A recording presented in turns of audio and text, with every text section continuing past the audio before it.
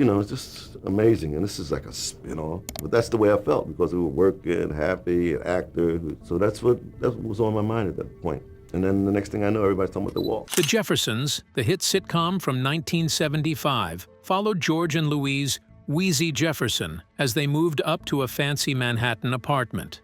It spun off from All in the Family and ran for 11 seasons, tackling race, class, and family with sharp laughs.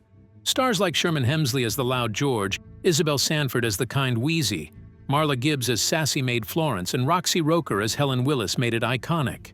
Now, surviving cast members share a big secret fans missed: the hidden real-life bonds and production tricks that fueled the show's magic. Dive in for the untold truth. The rise of the Jeffersons, a show that moved up and shook things up. In the 1970s, television was changing fast. Shows started to talk about real problems like race, class, and family fights in ways that made people laugh and think at the same time. One of the biggest hits was The Jeffersons. This sitcom ran from 1975 to 1985 on CBS. It was a spin-off from the even bigger show All in the Family. People loved it because it showed a black family getting rich and moving to a fancy place, but still dealing with everyday hassles. The show had 11 seasons and 253 episodes. It was the longest-running sitcom with a mostly black cast in TV history. Fans still watch it today for its sharp jokes and honest looks at life. But recently, cast have been granting interviews, speaking to family and friends about things fans never figured about the show. What is it being said? Watch on to find out. The Jeffersons came from the mind of Norman Lear. He was a producer who wanted TV to feel real. Lear made All in the Family first, with Archie Bunker as a grumpy white guy who said rude things about everyone. In that show, the Jeffersons were neighbors in a working-class neighborhood in Queens, New York. George Jefferson was Archie's black neighbor, always ready to argue back. He was loud and proud. Louise, his wife, was kind and calm. Their son Lionel was smart and young. Lear saw how much people liked the Jeffersons, so he gave them their own show. The idea was simple. What happens when a black family moves on up to a rich life? George owns a dry cleaning business that grows big. He buys a luxury apartment in a high-rise building on the Upper East Side of Manhattan.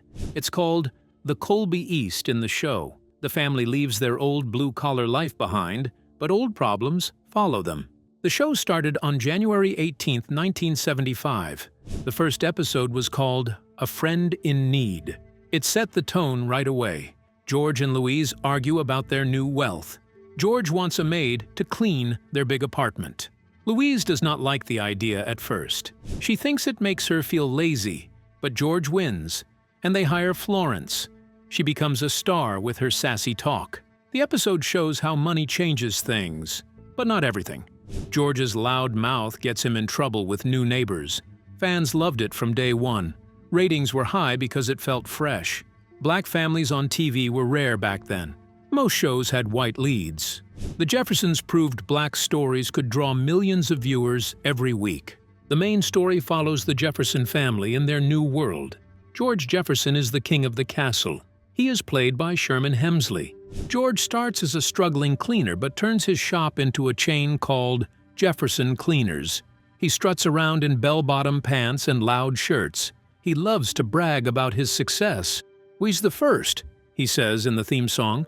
But George is not perfect. He is rude, cheap with tips, and quick to judge people. He calls white folks honky and picks fights over small things. Deep down, he is loyal to his family. He works hard so they can have a better life. George's big dream is to fit into the rich crowd, but his old habits hold him back. In one early episode, he buys fancy art to impress friends, but it turns out to be junk. He learns a lesson about not chasing status too hard. Louise Jefferson, called Weezy by George, is the heart of the family.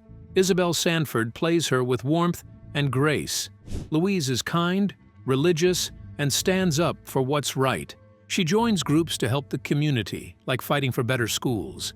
Money does not change her much. She misses the old neighborhood and keeps old friends close. Louise often rolls her eyes at George's schemes. She says things like, "George, you are acting a fool." But she loves him anyway. Their marriage is real. They fight, make up, and support each other. Louise deals with class issues too. Rich white ladies snub her at first, but she wins them over with her honesty. In later seasons, she gets more active, running for political office and speaking on women's rights. Lionel Jefferson is the smart son. Mike Evans plays him in the early years. Lionel goes from a teen in Queens to a college kid in Manhattan. He studies engineering and dreams big. Unlike his dad, Lionel is open-minded. He dates people from all backgrounds and questions old ways. The show uses him to talk about the next generation. Black youth in the 1970s faced new chances after the civil rights movement. Lionel gets a job at a big company, but deals with bosses who doubt him because of his race. He stands tall and proves them wrong. Later, Damon Evans takes over the role for a few seasons. Lionel marries Jenny Willis, the daughter of the neighbors. They have a baby girl named Jessica, but their marriage hits rough spots, like any real couple. Lionel shows how young black people balanced pride and progress. The neighbors make the show fun. Tom and Helen Willis live next door. Franklin Cover plays Tom, a white guy who works in advertising. Roxie Roker plays Helen, a strong black woman. Their marriage is interracial, which was bold for TV in the 1970s. It was one of the first times a mixed couple had adult kids on prime time. George loves to tease Tom, calling him the zebra for his race mix. But they become real friends over time. Helen and Louise bond over shared stories as black women in a white world. The Willises bring class clashes too. Tom is stuffy and proper, while George is street smart. In episodes, they argue about politics or money but always laugh it off. Their kids, Jenny and Alan, add young love drama. Jenny dates Lionel, leading to funny family meetings. Florence Johnston is the maid who steals scenes. Marla Gibbs plays her with quick wit and eye rolls. Florence starts as help, but becomes like family. She dishes out advice and jabs at George's ego. "Mr. Jefferson, you are full of it," she says with a grin. Florence is poor but proud. She dreams of her own life. In one season, she gets a spin-off called Checking In, but it flops after 4 episodes. She comes back to the Jeffersons. Fans loved her one-liners. Gibbs made Florence a hero for working folks. Other characters add color. Harry Bentley is the quirky British neighbor. Paul Benedict plays him as a broke antiques dealer. He pops in for tea and bad news, always stumbling over words. George mocks his accent but tips him anyway. Ralph the doorman, played by Ned Wertimer, begs for coins every time. He is sneaky but harmless. Mother Jefferson, George's mom, is tough love. Zara Cully plays her until her death in 1978. She calls Louise Weezy, with shade, and bosses George around. "Boy, you ain't grown yet," she snaps. These side folks make the building feel alive, like a real city block. The show's content mixes laughs with big ideas. Each episode is about 23 minutes, with a simple plot that builds to a punchline. Writers like Don Nickel and Michael Ross kept it tight. Directors like Jack Shea filmed in a studio with live audiences. The laugh track roars at George's rants. But under the jokes, the Jeffersons tackles race head-on. George flips Archie's bigotries. He distrusts whites at first, a nod to real history. Episodes show black pride after the Black Power movement. One story has George join a black-only club, then learns inclusion matters. Another has Louise fight a racist landlord. Class is huge, too. The Jeffersons rub shoulders with rich folks, but feel out of place. George buys a fur coat for Weezy, but she gives it away to help a friend. It says wealth does not buy class. Family themes run deep. Marriage gets tested. George and Louise celebrate anniversaries with fights and dances. They renew vows in a sweet episode. Parenting shines through Lionel. George pushes him to succeed but learns to let go. Friendship crosses lines. The Jeffersons host barbecues with the Willises, blending cultures. Food fights and dance-offs break ice. Gender roles get poked. Florence sues for equal pay. Helen starts a job after kids. Women speak up in a man's world. Early seasons focus on settling in. Season 1 has 13 episodes. George's family tree digs into roots. The Willises give African art, sparking talks on heritage. George traces his line to a king, but it's fake. It laughs at pride gone wild. Louise has her say, shows Weezy interviewing for a job. George sabotages it, thinking wives should stay home. She proves him wrong. By season 2, ratings soared. The Gift of the Magi twists the old story. George and Tom, by surprise, presents that flop, teaching value in thought. Florence gets fun plots, like dating a rich man who turns out broke. Season 3 brings changes. Lionel goes to college. An episode called A Black Man Tied Up deals with kidnapping fears tied to race. It's tense, but ends hopeful. Mother Jefferson shines in Mother Jefferson's Boyfriend. George suspects a scam when she dates. It explores aging and love. The show won Emmys for costumes and editing. Isabel Sanford won Best Actress in 1981. Sherman Hemsley got nods too. By season 4, the cast gelled. The Jeffersons go to Hawaii, takes them on vacation. George hates the beach, but learns respect for island culture. Back home, the mother-in-law has Helen's mom visit, clashing styles. Season 5 has 100 episodes total by now. Louise's friend brings an old pal who exposes class gaps. The poor friend feels small in the fancy building. George learns empathy. Later seasons evolve. Lionel marries in season 6. Wedding Bells for Higher Ratings pokes at TV fame. Guests include stars like Lola Falana. Baby Jessica arrives, making grandparents. George's business grows, but rivals pop up. In Anatomy of a Stain, a customer suit over ruined pants. It goes to mock court TV, hilarious chaos. Season 8 has Guess Who's Not Coming to Dinner? A party for Florence flops when she feels left out. It hits on feeling unseen. Season 9 and 10 keep steady. One Woman's Money has Louise invest and outsmart George. Season 11 wraps quietly. No big finale, which upset the cast. Last episode, Red Robins, has the women in Scouts. George and Tom join by mistake. It ends on laughs, but fans wanted closure. The Jeffersons shaped TV. It had mostly black writers by mid-run, rare then. It showed interracial friends without sugarcoating. Jokes stung but healed. George's line, "Weezy, move on up," became a slogan for progress. The show aired during tough times. Oil crises, rights fights. It gave hope through humor. Over 253 stories, it proved families are messy, but love wins. From Queens to the sky, the Jeffersons flew high, leaving a mark on hearts. The cast of the Jeffersons, their lives, after the show and where they are today. The cast of the Jeffersons brought a special energy to the screen. Their characters felt real, and their acting made the show last for 11 seasons. Many actors from the show have passed away over the years. Others keep working or enjoy quiet lives. As of October 22, 2025, only one main cast member is still alive and active. Where are the cast today, and what are they up? Keep watching as we talk about each key actor, their time on the show, what they did next, and their legacy. Fans still remember them for making tough topics like race and class funny and smart. Sherman Hemsley played George Jefferson, the loud and proud dry cleaner who moved his family up to a fancy life. Hemsley was born on February 1, 1938 in Philadelphia. He served in the Air Force before acting. He started on stage in shows like Pearly on Broadway. That role got him noticed by Norman Lear, who cast him as George on All in the Family in 1973. The character was so popular that the Jeffersons spun off 2 years later. Hemsley stayed with the show until it ended in 1985. He won an NAACP Image Award in 1982 and got Emmy and Golden Globe nods. George's catchphrases like "Weezy" became part of pop culture.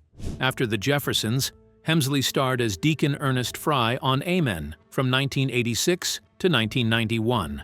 That show had him play a church leader with a big heart and bigger ego. He also voiced B.P. Richfield on the puppet series Dinosaurs in the early 1990s. Fans loved his grumpy boss voice.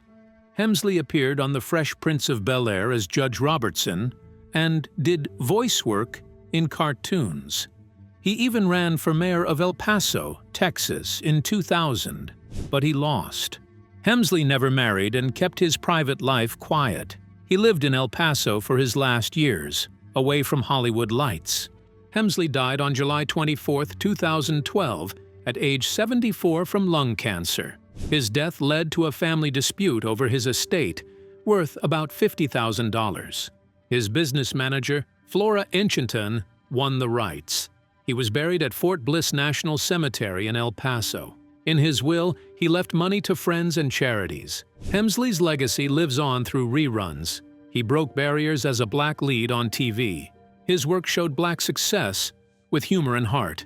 In 2012, he was added to the Television Academy Hall of Fame. Fans still quote George and laugh at his struts. Hemsley's talent made him a TV icon. Isabelle Sanford brought warmth to Louise Weezy Jefferson, George's patient wife. Born Eloise Gwendolyn Sanford on August 29, 1917 in New York City, she faced tough times early. Her mother forbade acting, but Sanford sneaked out to perform at the Apollo Theater. She married house painter William Richmond and had 3 kids. After his death in 1964, she moved to Los Angeles with her children. She worked as a cleaning lady while auditioning. Her break came in 1967's Guess Who's Coming to Dinner as the maid Tilly. She played Weezy first on All in the Family in 1971, then led the Jeffersons. Sanford won an Emmy in 1981 for Best Actress in a Comedy. She was the first black woman to win that award. She also got Golden Globe nods and a star on the Hollywood Walk of Fame in 1985. Weezy's kindness and eye rolls at George's antics made her relatable. Off-screen, Sanford and Hemsley toured with live Jeffersons shows in the 1980s. After the series ended, Sanford guest-starred on shows like Living Single, The Steve Harvey Show, and Hangin' with Mr. Cooper. She voiced a character on The Simpsons and did Old Navy ads. In 1987, she starred in the short-lived Isabel's Honeymoon Hotel. Health issues slowed her down in her later years. She had surgery on her neck artery in 23. Sanford died on July 9, 24, at age 86, from natural causes at Cedars-Sinai Medical Center in Los Angeles. She was buried at Forest Lawn Memorial Park in the Hollywood Hills. She left behind 2 sons, a daughter, 7 grandchildren, and 6 great-grandchildren. In 24, she and Hemsley won a posthumous TV Land Award for Favorite Cantankerous Couple. Sanford's legacy is her grace and trailblazing wins. She showed black women could lead sitcoms with strength and laughs. Her Weezy remains a symbol of quiet power. Marla Gibbs played Florence Johnston, the sassy maid who became family. Born Margaret Teresa Bradley on June 14, 1931 in Chicago, she grew up loving music and acting. Her dad owned an ice company, and her mom ran a theater.